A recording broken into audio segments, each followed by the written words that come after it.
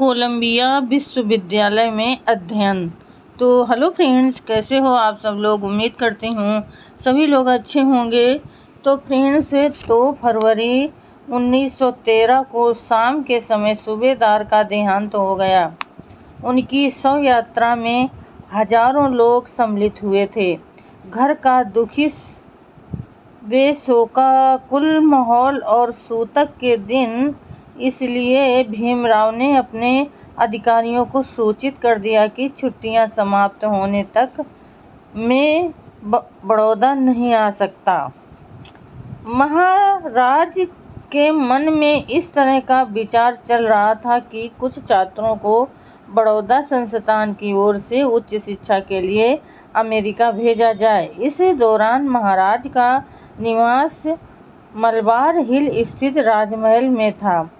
तब भीमराव अपनी बड़ौदा की नौकरी और रहने की कितनी असुविधा है, इस बात की जानकारी महाराज को देने के लिए और उनका कुछ आदेश लेकर पुनः बड़ौदा जाने के लिए वे महाराज से मिलने के लिए गए। इस मुलाकात में भीमराव ने अपनी सारी वास्तविकता महाराज के सामने निवेदन कर दी।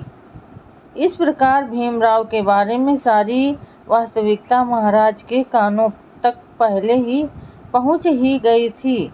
उनका अंग्रेजी का ज्ञान और उनके मन को भाने वाले हस्ताक्षर को देखकर महाराज उन पर बेहद खुश हुए। भीमराव ने अपनी असुविधा के बारे में जो वास्तविकता बताई, उसके बारे में महाराज एक शब्द भी नहीं बोले और वे भीमराव के साथ विभिन्न विषयों पर चर्चा करते रहे। महाराज जिस विषय पर सवाल पूछते थे, उस सवाल का भीमराव अपनी सटीक राय देते थे। इस तरह की चर्चा में आधा घंटा गुजर गया। बाद में महाराज ने भीमराव को कहा, तुम कल मुझे इसी समय मिलिए। भीमराव को इस बात का बुरा लगा कि महाराज मेरी शिकायत के बारे में कुछ नहीं बोले। वे दूसरे दिन जब महाराज से मिलने गए, तब महाराज ने कहा, तुम किस विषय की पढ़ाई करना चाहते हो। भीमराव ने कहा, मैं समाजशास्त्र, अर्थशास्त्र और विशेष रूप से पब्लिक फाइनेंस की पढ़ाई करना चाहता हूँ। महाराज, इस विषय की पढ़ाई करके तुम आगे क्या करना चाहते हो। भीमराव, इस विषय के अध्ययन से मुझे इस प्रकार के रास्ते दिखाई देंगे जिसके कि मैं अपने समाज की पतनावस्था को सुधार सकूं। महाराज हंसते हुए, लेकिन तुम हमारी नौकरी करोगे या नहीं। फिर तुम पढ़ाई, नौकरी और समाज सेवा आदि सभी बातें एक साथ कैसे पूरी कर सकोगे। भीमराव, यदि महाराज ने मुझे उस तरह का मौका दिया तो मैं ये सारी बातें सही ढंग से पूरी करके दिखा दूंगा। महाराज, मैं वही सोच रहा हूँ। मैं तुम्हें अमेरिका भेजने के बारे में सोच विचार कर रहा हूँ। क्या तुम वहाँ जाओगे। भीमराव, हाँ महाराज। महाराज, फिर तुम शिक्षा अधिकारी के पास जाओ और विदेश में पढ़ाई करने के लिए छात्रवृत्ति प्राप्त करने के लिए निवेदन करो और मुझे उसकी सूचना दो।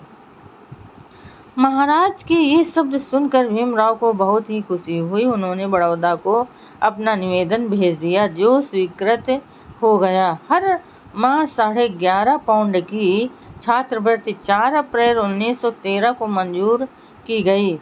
इसका पता चलते ही भीमराव 18 अप्रैल 1913 को महाराज से पुनः मिले और छात्रवृत्ति मंजूर करने के लिए उनके प्रति अपना आभार व्यक्त किया। आगे की यात्रा की तैयारी के बारे में और छात्रवृत्ति के बारे में भीमराव ने शिक्षा अधिकारी को 21 अप्रैल 1913 को एक पत्र लिखा। बड़ौदा संस्थान के छात्रवृत्ति को लेकर जो छात्र विदेश में पढ़ने के लिए जाते थे, उनको कुछ शर्तें माननी पड़ती थीं और उन शर्तों का बॉन्ड पर हस्ताक्षर करके देना पड़ता था। इसके अलावा 2 व्यक्तियों की जमानत देनी पड़ती थी। वे 2 जमानतदार बड़ौदा सरकार के निवासी होने चाहिए और उनकी अचल संपत्ति संस्थान की सीमा में होनी चाहिए। इसके अलावा पढ़ाई समाप्त होने के बाद उस छात्र को छात्रवृत्ति की सारी रकम पूरी तरह वसूल होने तक संस्थान की नौकरी करनी पड़ेगी।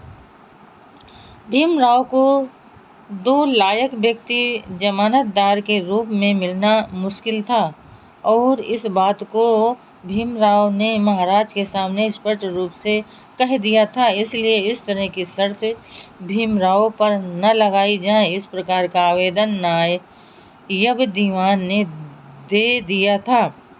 उसके बारे में शिक्षा अधिकारी को भी सूचित कर दिया था। इस कारण भीमराव को श्योरिटी बॉन्ड लिखकर नहीं देना पड़ा। उनको सिर्फ एक वायदा पत्र मेमो ऑफ एग्रीमेंट लिखकर देना पड़ा। उस वायदा पत्र पर 8 आने का स्टाम्प लगाना पड़ा और जिस पर भीमराव ने और उनके 2 गवाह त्रिभुवन जो व्यास और अंताजी गोपाल जोशी ने 4 जून 1913 को हस्ताक्षर किए। छात्रवृत्ति का समय 15 जून 1913 से 14 जून 1916 तक अर्थात 3 साल के लिए निश्चित किया गया। भीमराव के घर की आर्थिक स्थिति का मतलब यही था कि घर के सभी लोगों को बस 2 समय का भोजन नियमित रूप से मिल पाता था। इसके अतिरिक्त बचत कुछ नहीं हो पाती थी। आनंदराव अकेले कमाने वाले थे। घर में 10-12 लोगों का पालन पोषण करना जरूरी था। इस प्रकार की स्थिति में परिवार को कैसे संभाला जाए, इसकी बहुत ज़्यादा चिंता भीमराव को सताती रहती थी। इसके अलावा अमेरिका की यात्रा के लिए आवश्यक चीज़ें खरीदने की हिम्मत मेरे पास नहीं है। इन तमाम बातों का और अमेरिका में होने वाले खर्च का विचार करके भीमराव ने संस्थान की ओर से राह खर्च, आउटफिट का खर्च और 3 माह की छात्रवृत्ति कुल मिलाकर रुपये 1963 की पेशगी प्राप्त की।